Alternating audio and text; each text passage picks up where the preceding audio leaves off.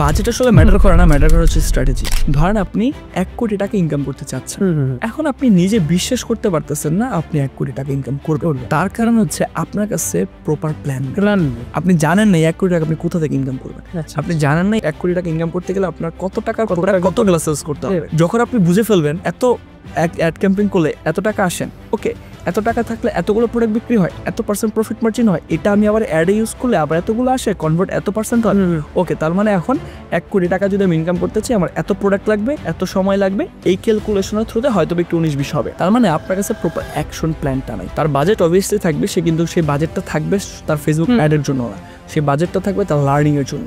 সে যত বেশি শিখতে পারবে তত বেশি স্ট্র্যাটেজি জানতে পারবে, আর যত বেশি স্ট্র্যাটেজি জানতে পারবে জিরো ইনভেস্টমেন্টে বিজনেস শুরু করার কোনো ম্যাটার নেই। সেম ভয়টা আসলে ওই জায়গা থেকে আসে আপনার লিমিটেড লার্নিং। আপনি জানেন না যে এই জিনিসটা কিভাবে করতে হয়, আপনি জানেন না যে কত % রেশিও হয় ন্যাচারালি কনভার্টেড, আপনি জানেন না ফেসবুক অ্যাড কতটুকু ভালো পারফর্ম করানো যায়। আপনি হয়তো বা প্ল্যান তৈরি করে ফেলছেন, বাট এখন আপনি জানেন না এই প্ল্যানটা কীভাবে এক্সিকিউট